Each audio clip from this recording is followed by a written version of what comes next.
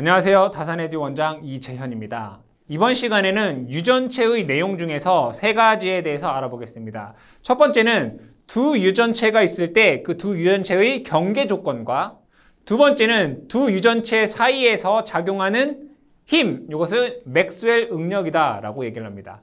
세 번째는 두 유전체가 있을 때 어떻게 연결되어 있느냐에 따라서 합성, 정전 용량, 요 세 가지에 대해서 알아보겠습니다. 첫 번째는 유전체에서의 경계 조건입니다. 자, 이 경계 조건에서 먼저 결과에 대해서 제가 설명을 드릴 것이고요. 왜 이렇게 되는지를 나중에 설명드리겠습니다. 여기에 어떠한 두 개의 유전체가 있다라고 보죠. 그리고 얘는 경계입니다. 경계. 그 얘기는 이 두 물질의 유전율이 서로 다르다라는 거죠. 이때 여기를 입실론 1, 여기를 입실론 2다라고 보겠습니다. 이때 여기에서 입사되는 전개의 색이 2완이 있을 것이고요. 투과가 되는 전개의 색이 2라는 것이 있을 것입니다. 그렇죠? 이때 이렇게 봤을 때 여기를 세타 1, 여기를 세타 2다라고 볼게요. 그리고 전개의 세기가 있으면 뭐도 있겠어요? 전송 밀도도 있겠죠. 여기에 입사가 되는 전송 밀도 D1, 나오는 전송 밀도 D2라는 것이 있습니다. 당연히 입실론 1, 입실론 2다라고 볼게요. 여기를 세타 1, 여기를 세타 2라고 볼게요.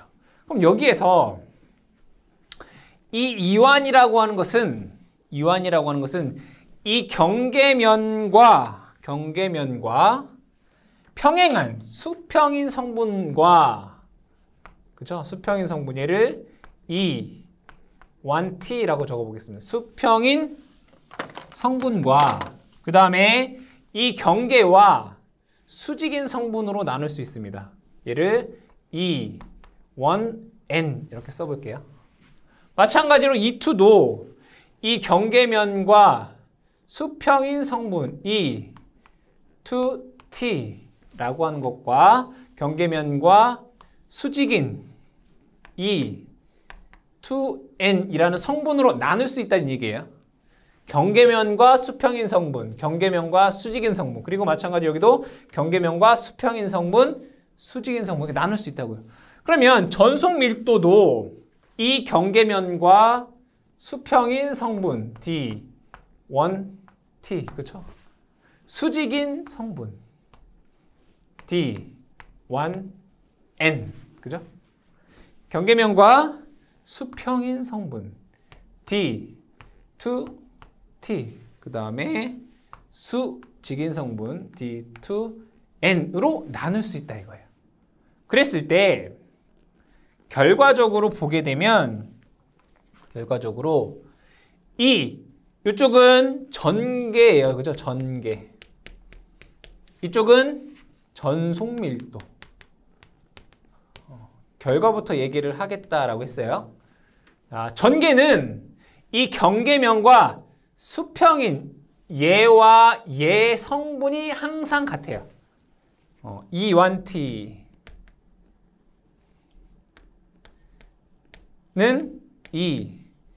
E2T랑 같아요.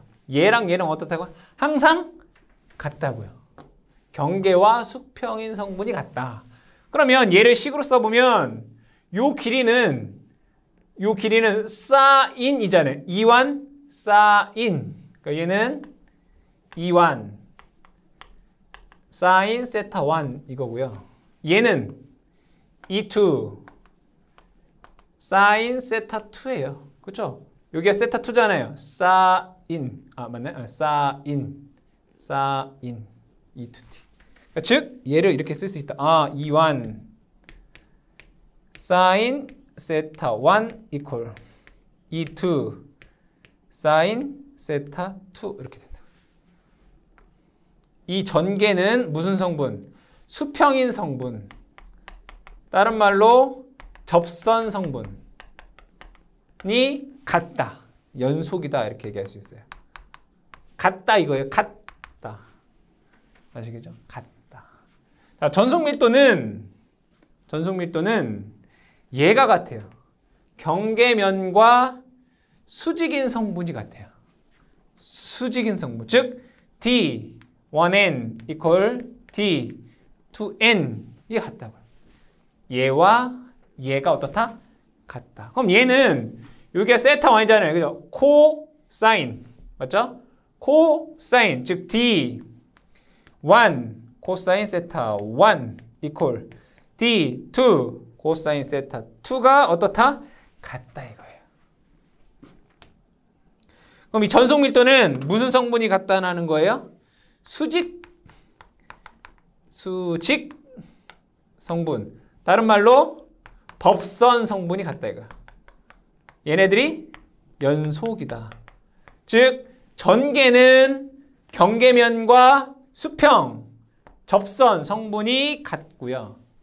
전속밀도는 경계면과 수직, 법선 성분이 같다라고 쓸 수 있다 이거예요. 결과예요. 이유는 좀 이따 설명을 하겠습니다. 자, 이때 여기에서 얘를 1번식이다 라고 보고요. 얘를 2번식이다 라고 보겠습니다. 얘를 1번식, 얘를 2번식. 그러면 여기에서 1번과 2번을, 즉 1번을 2번으로 나누겠다 이거예요. 나누겠다.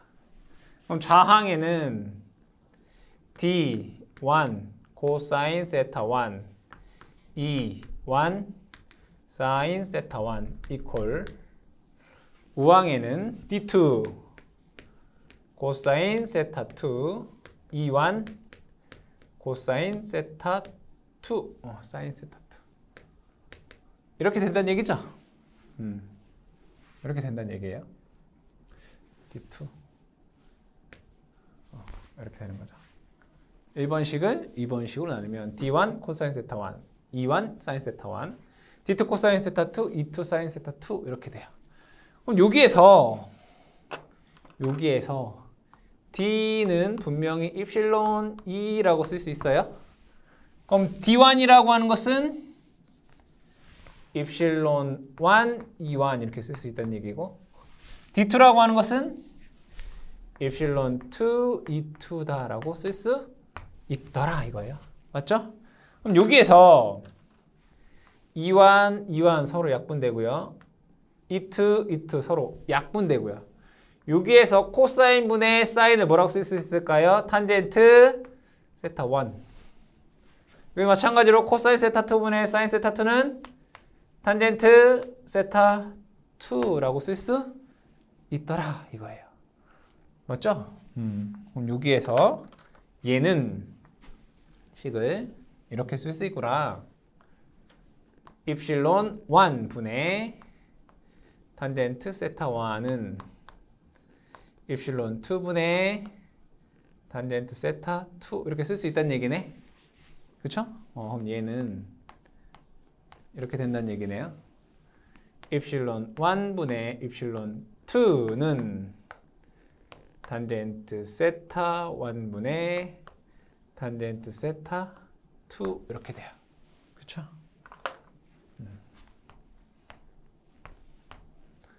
자, 여기에서 요 세타 1을 뭐라고 하냐면 입사각 이렇게 얘기를 하고요. 요 세타 2를 뭐라고 하냐면 굴절각 이렇게 얘기를 해요. 세타 1을 입사각, 세타 2를 굴절각 이렇게 얘기를 해요. 여기에서 첫 번째, 자, 세타 입실론 1이랑 입실론 2가 있을 때 입실론 1이 크다라고 볼게요. 입실론 1이 입실론 2보다 크다. 첫 번째. 입실론 1이 입실론 2보다 크면 얘가 비례한다는 얘기죠. 얘가 1분의 2면 얘도 똑같이 1분의 2란 얘기예요. 1분의 2면 똑같이 1분의 2. 그럼 세타도 비례해요. 아, 얘가 세타 1과 세타 2를 비교해보면 얘가 크구나, 이렇게. 그죠? 두 번째. D1과 D2를 비교해보면 D1이 커요. 왜 그런지 볼게요. 분명히 뭐가 같다라고 했어요? 법선 성분이 같다라고 했어요. D1 코사인 세타 1 이퀄 D2 코사인 세타 2 이렇게 돼요. 그럼 입실론 1이 크면 얘가 크다라고 했죠. 그럼 세타가 크다고요. 근데 코사인 값은 코사인 그래프는 이렇게 돼 있어요. 이렇게 0도에서부터 90도까지. 그럼 세타가 증가할수록 코사인 세타는 감소하게 돼요. 맞나요? 그러면 입실론 1이 크면 세타 1이 커요. 그 얘기는 이 값은 감소한다는 얘기고요. 이 값은 증가한다는 얘기예요. 크다는 얘기예요. 그럼 얘랑 비교해보면 얘가 같으려면 반대로 얘는 커야 되고 얘는 작아야 되죠? 그래야지 같은 값일 거예요. 예를 들어 만약에 얘가 1, 2라면 얘가 2, 1이어야지 같은 값이 되잖아요. D1이 크고 D2가 작다 이거예요. 세 번째. 그럼 반대로 E1과 E2를 비교해보면 얘가 커요. 왜? E1 sin 세타 1 equal E2 sin 세타 2가 돼요. 그럼 세타가 클수록 사인 그래프는 어떻게 이렇게 되죠. 이렇게. 세타가 크면 사인 값도 커져요. 그러면 얘는 크단 얘기고요. 얘는 작단 얘기예요. 그러면 이 두 개의 값이 같으려면 얘는 작아야 되고요. 얘는 커야 돼요. 그래서 이 두가 크다라는 것을 어떻게 알 수 있다. 이런 얘기예요. 자, 이 내용을 기억을 해주시고 그 다음에 한 가지 더 보게 되면 결과부터 얘기한다고 했으니까 여기가 경계면이에요. 경계. 그때 아주 미소한 여기서부터 여기까지 여기서부터 여기까지 여기는 입실론 1 여기는 입실론 2예요. 이때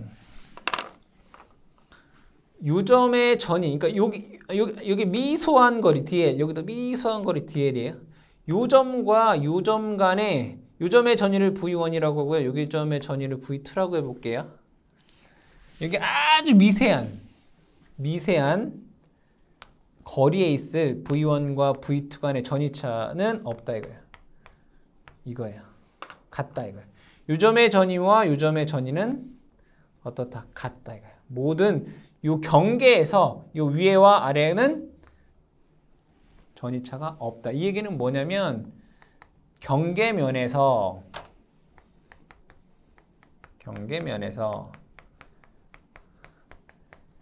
전위는 연속이다 이거예요. 연속이다. 요점과 아주 작은 거리예요. 얘는 연속이다. 경계면에서 전위는 연속이다. 두 전위차는 없다. 같다. 이게 결과예요. 그 결과는 여러분들이 잘 암기를 해주시고 그러면 왜 이렇게 되는지에 대한 얘기를 하는데 왜 그런지는 자 이건 여러분 다 아시면 되고 왜 그런지는 지금부터는 뭘 얘기할 거면 왜 이렇게 되는 거고 왜 이렇게 되는지를 설명하겠다 이거예요. 이거는 여러분들이 필요하신 분들은 들으시면 되고요. 필요하지 않으신 분들은 넘기시면 되겠다. 시험 공부를 하는 데 있어서는 여러분들 이 정도만 아시면 돼요. 경계 조건에 대한 내용들은. 근데 여러분들이 왜 이렇게 되고 왜 이렇게 되는지에 대해서 설명을 하겠습니다. 유전체 경계 조건에서 전개의 세기는 접선 성분이 연속이고 전속 밀도는 법선 성분이 연속이다 라고 얘기했습니다. 식으로 표현하면 E1 sin 세타 1은 E2 sin 세타 2이고 D1 코사인 세타 1은 D2 코사인 세타 2다 라고 하는 식으로 우리가 얘기할 수 있습니다. 그러면 얘가 왜 이렇게 되는지에 대해서 한번 알아보겠다 이런 얘기예요. 먼저 전개의 세기부터 보겠습니다. 전개의 세기부터 보면 여기에 경계면이 있다라고 보고 여기를 입실론 1, 입실론 2다 라고 보겠습니다. 그리고 여기에서 들어오는 전개를 E1이라고 보고요. 나오는 전개를 E2다 라고 보겠습니다. 그럼 여기에 있는 각도를 여기를 세타 1, 여기를 세타 2라고 볼게요. 그럼 여기에서 이 접선 성분이 연속 같다라고 하는 것을 어떻게 증명할 수 있냐면 전개에서는 폐곡면에 대해 전개를 적분하게 되면 얘는 0이다라고 하는 식이 있어요. 이 식으로 우리가 얘기할 수 있다 이거예요. 그럼 여기에서 제가 이 두 경계를 사이에 두고 여기서 얘를 폐곡면을 이렇게 폐곡선을 적분해 볼게요. 어떻게 적분할 거면 여기서 이렇게 시계 방향으로 이렇게 적분을 한번 해보겠습니다. 그럼 얘를 여기에서 출발해서 한 바퀴 이렇게 돌면 0 된다 이거예요. 맞죠? 0 된다. 그럼 얘가 번호를 여러분들 알아듣기 쉽게 1, 2, 3, 4번 이렇게 볼게요. 그럼 1번부터 2번까지의 거리를 제가 델타 A다라고 보고요. 2번부터 3번까지 거리를 델타 B다라고 보겠습니다. 그죠? 델타 B다. 그러면 얘를 폐곡선에 대해서 적분을 해보자. 하나하나씩 해볼게요. 그럼 1번부터 2번까지의 내가 적분을 하게 되면 인테그럴 여기의 전개는 E1이죠. E1인데 경계면과 접선 성분이에요. T 델타 A가 돼요. 그쵸? 여기서부터 여기까지 적분하는 거란 말이에요. E1T의 델타 A. 이걸 뺄게요. 그냥 E1T 곱하기 델타 A 더하기 여기 2번, 3번 하는데 여기서 여기까지만 할게요. 1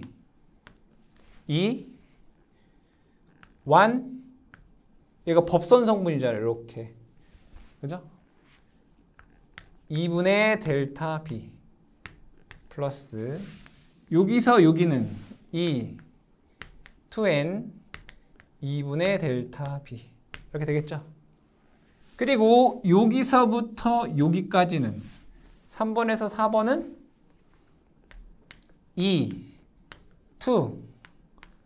2T가 되겠죠?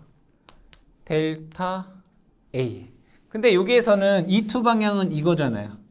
방향이 반대. 마이너스 이렇게 되겠죠. 원래 E2는 이 방향이잖아요. 네, 반대니까 마이너스 E2T의 델타 A가 되고 그 다음에 플러스 자 여기서 이렇게 올라가는 거네요. 마찬가지로 마이너스 E2N 2분의 델타 B 그쵸? 그 다음에 여기서부터 여기 마이너스 E1N 2분의 델타 B 이렇게 돼요. 맞죠? 그럼 얘를 다 적분하게 되면 결국에 얘가 0이다 라는 거예요. 근데 중요한 것은 여기서 여기 이 경계잖아요. 즉 이 델타 B를 0으로 수렴시킬 거예요.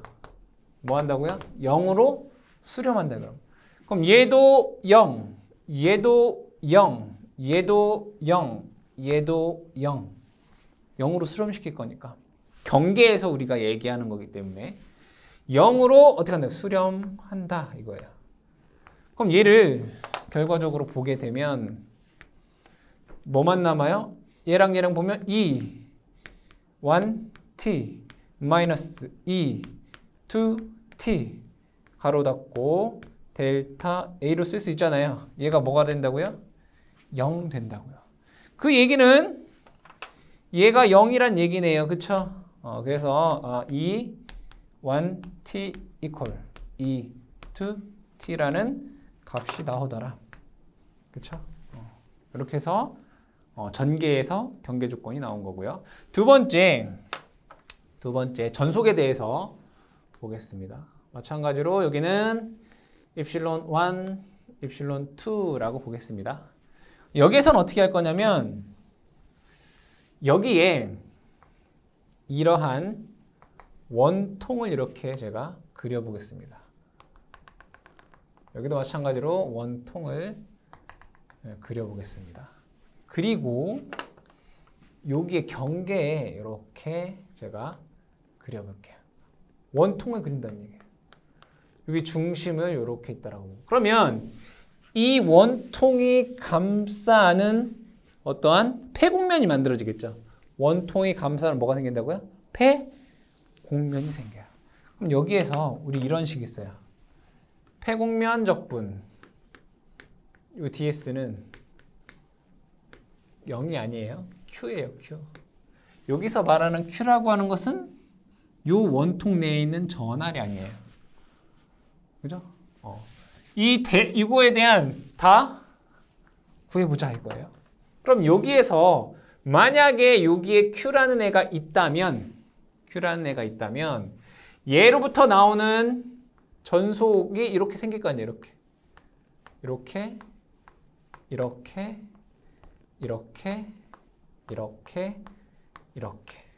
그렇죠? 즉 가우스 정리에 의해서 전개에서의 가우스 정리 뭐예요? 어떤 미소 최적에서 나오는 전기력선의 수는 전속의 수는 그 최적을 둘러싼 면을 통해 나오는 전속의 수와 같다. 그 식이 이거잖아요. 그죠? 그러면 자 이쪽으로 나오는 이쪽 면 있잖아요. 이쪽 면. 여기로 나오는 면. 근데 여기에서 이런 방향을 제가 D1이라고 하고요. 마찬가지로 이러한 방향의 D2라고 해볼게요. 그럴 수 있겠죠? 그럼 여기로 나오는 수직성분, D1에 대한 수직성분이네. 근데 방향이 반대니까 마이너스 D1 N에 그죠? 위쪽 방향에 대한 면, 위쪽 더하기, 그죠? 이쪽으로 나오는 애 방향이 D2랑 요 D2N이랑 하는데 D2N 아래쪽, 그죠? 더하기. 그러니까 요 면으로 나오는 애랑 요 면으로 나오는 애, 그쵸? 두 개 더한 다음에 그 다음에 뭐 하면 돼요? 옆면으로 나오는 애를 더하면은 Q가 돼야 되는 거잖아요. 근데 옆면으로 나오는 애를 보게 되면 얘를 위에서 보면 원이죠. 요거 위에서 보면 원이죠. 그러면 요 중심에서 봤을 때 요렇게 나가는 애가 있고 요렇게 나가는 애가 있고 요렇게 나가는 애가 있고 요렇게 나가는 애가 있겠죠. 그럼 그 값이 같을 거 아니에요. 그럼 얘랑 얘랑 서로 상쇄돼요. 그리고 얘랑 상쇄돼요. 그러면은 결국에는 요 성분이랑 상쇄된다는 얘기예요. 그럼 밑에 또 요 성분이랑 요 성분이 상쇄돼서 없어진다고요. 결국에는 뭐만 남는다는 얘기예요? 얘만 남는다고요. 그죠? 얘가 뭐가 된다고요? Q가 된다고요. 그러면 자 완전 경계 조건에서 이 경계면에는 전하가 없다라고 되어 있어요. 이 경계면은 뭐하다고요? 전하가 없다. 진전하가 없다. 이거 실제 전하가 없다. 그러면 여기에서 Q값이 뭐란 얘기예요? 0이란 얘기예요. 0. 즉 경계면에서는 없다고요. 경계면에서 이것은 0이란 말이에요. 그럼 얘가 0 된다는 얘기예요. 그럼 결국에는 얘랑 같다는 얘기네. 즉 D1n equal D2n이 같다. 그래서 이 경계에서 전속에 대한 법선 성분이 같다. 연속이다 라고 얘기할 수 있다 이거야. 요 내용은 여러분들이 그냥 참고로 알아두시고요. 좀 전에 얘기했었던 그 결과에 대해서 여러분들이 꼭 아셔야 되겠다. 아시겠죠? 두 번째는 맥스웰 응력입니다. 두 번째 맥스웰 응력. 즉, 두 유전체 사이의 힘.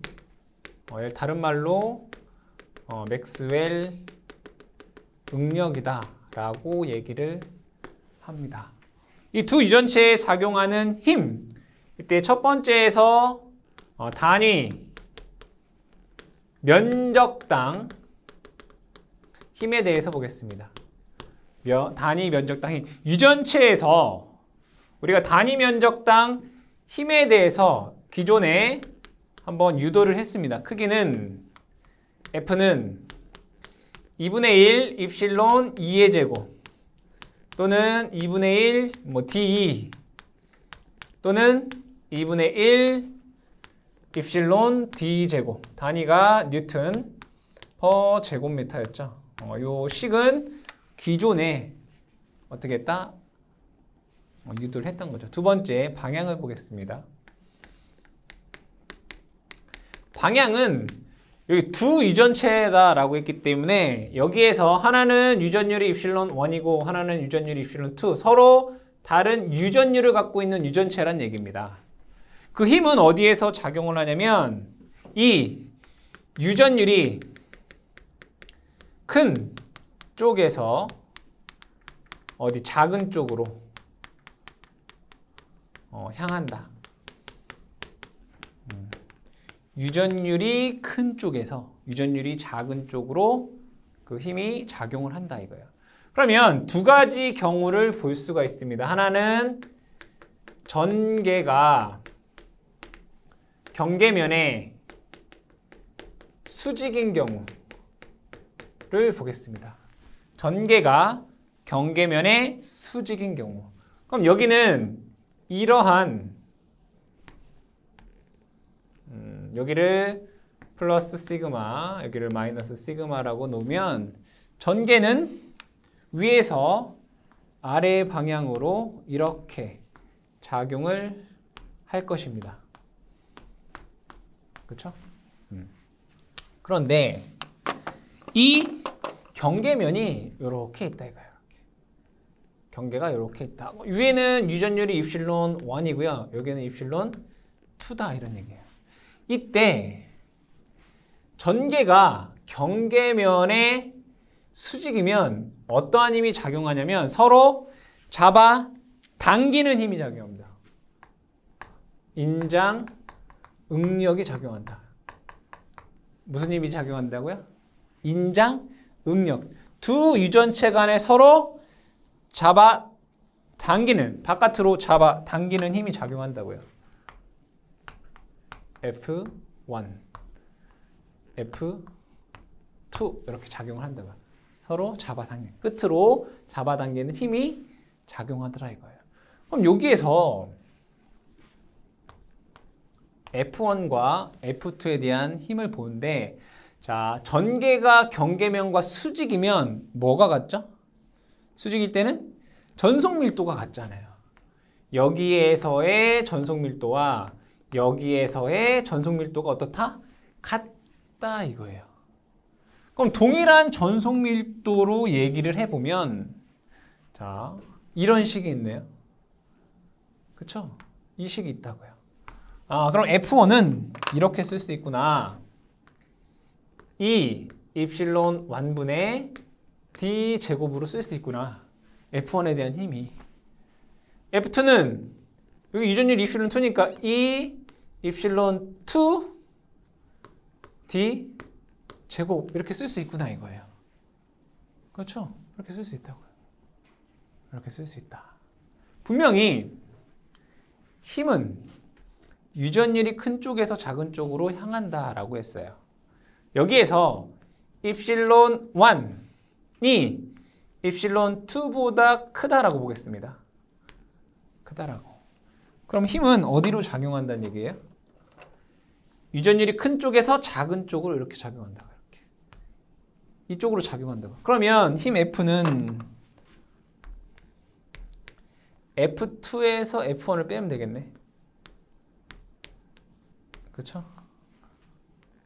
해보시면 여기에서 얘를 빼면 입실론 2분의 1 마이너스 입실론 1분의 1에 d 제곱으로 쓸 수 있더라. 2분의 1 빠졌죠, 그죠? 2분의 1 입실론 2분의 1 빼기 입실론 1분의 1 d 제곱 뉴턴 퍼 제곱미터 이렇게 쓸 수 있다. 당연히 입실론 1이 크니까 이 값이 입실론 2분의 1이 입실론 1분의 1보다 크죠? 이렇게 식을 세울 수 있다. 언제? 수직으로 했을 때. 자, 세 번째. 이번에는 전개가 경계면에 수평일 때를 볼게요. 수평일 때. 얘도 이렇게 보겠습니다. 자, 여기를 플러스 시그마로 대전하고 여기는 마이너스 시그마로 대전을 해볼게요. 그럼 전개는 위에서 아래 방향으로 이렇게 됩니다. 그렇죠? 이때 이 경계가 이렇게 돼 있다고 볼게요. 여기가 경계예요. 얘가 경계다. 그러면 경계에서는 뭐가 같았어요? 좌우에 유전율이 달라도, 그죠? 여기를 편의상 입실론 1, 입실론 2다라고 하면 여기에서의 전개 E1이나 여기에서의 전개 E2가 어떻다? 서로 같다 이거예요. 수평이니까. 경계면이 전개와 수평이잖아요. 자, 이때에는 서로 같은 방향으로 압축 응력이 발생해요. 즉 뭐냐라고 했을 때 이쪽으로 작용하는 힘 F1과 이쪽으로 작용하는 F2가 힘이 이렇게 된다고요. 이렇게 된다고요. 그럼 여기에서 요 F1은 자, 얘가 같다고요. 즉 E1이랑 E2나 얘가 2로 같다고요. 전개가 이쪽 전개나 이쪽 전개가 같으니까 전개에 대한 식으로 나타내자 이거예요. 그럼 전개에 대한 식으로 나타내는 힘이 뭐예요? F는 2분의 1 입실론 2제곱이라고요. 그럼 F1이라고 하는 애는 2분의 1 입실론 1 2제곱이고요. 여기에서 힘은 2분의 1 입실론 2 2제곱이라고요. 그쵸? 근데 힘은 어디에서 어디로 작용한다고요? 유전율이 큰 쪽에서 작은 쪽. 즉 입실론 1이랑 입실론 2를 비교해 봤을 때 얘가 크다라고 보자 이거예요. 얘가 크다고요. 그럼 힘은 어디로 작용한다고요? 이렇게 작용한다고요. 그쵸? 그럼 방향을 보게 되면 이 힘은 얘 F1 방향과 같은 거잖아요. F1-F2로 하면 되겠네. 힘 F는 F1-F2로 쓰면 되겠다. 그럼 얘에서 얘를 빼면 된다는 얘기잖아요. 그럼 2분의 1에 입실론 1 입실론 2의 2제곱의 뉴턴 퍼 제곱미터다 라고 하는 식으로 나오게 되더라.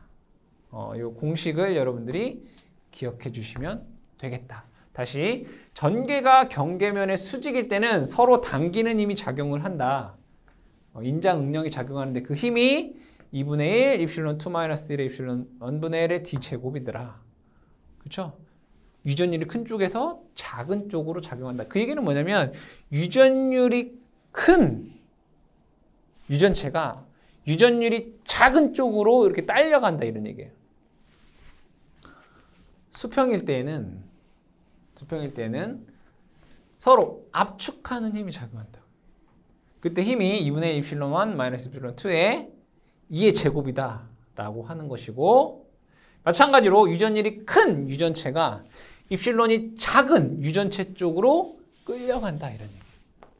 아시겠죠? 그 내용을 여러분들이 잘 이해해 주시면 되겠다. 공식과 내용을 이해를 해 주시면 되겠습니다. 자, 세 번째는 정전 용량에 대해서 보겠습니다. 경계면에서 경계가 있을 때 정전 용량을 보겠습니다. 세 번째는 정전 용량.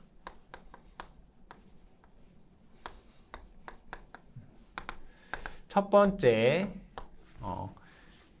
경계면이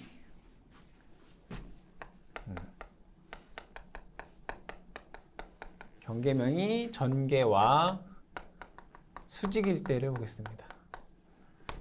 여기에서는 제가 평행판 콘덴서로 그림을 그려보겠습니다.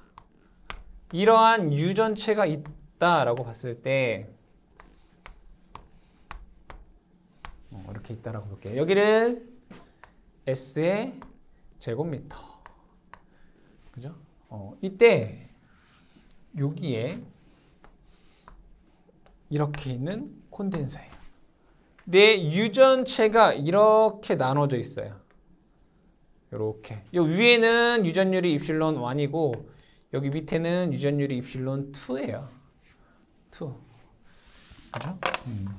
그리고 여기의 길이를 제가 D1, 여기의 길이를 D2다라고 보겠습니다. 그럼 얘는 회로로 보면 어떻게 볼 수 있냐면 요 C가 이렇게 직렬 연결되어 있는 것으로 볼 수 있어요. 유전체. 그럼 얘를 위쪽에 있는 애를 제가 C1이라고 보고 아래쪽에 있는 애를 C2다라고 보겠습니다. 그럼 얘는 C1, C2라고 볼 수 있어요. 직렬 연결되어 있는 구조이다. 근데 C1은 입실론 1, D1분의 S가 되고요. 정전 용량이. C2는 입실론 2에 D2분의 S 이렇게 된다고요. 그럼 얘가 직렬 연결되어 있을 때 합성 정전 용량은 어떻게 됐죠? 더한 것분에 곱한 것 이렇게 됐죠. 합성 전정 용량이. 그럼 얘를 C1과 C2에 대입을 해보시면 이렇게 쓸 수 있습니다. 입실론 1분의 D1 플러스 입실론 2분의 D2의 S 페럿이다라고 유도할 수 있습니다. 그래서 여러분들이 전개가 경계면의 수직이면 뭐와 같다? 얘는 직렬 연결과 같다 라고 기억을 해주시면 됩니다. 두 번째는 경계면의 전개가 수평일 때, 즉 전개가 경계면의 수평이다. 이때 보자 이거. 수평일 때. 얘도 그림으로 그려보면 이렇게 그릴 수 있습니다.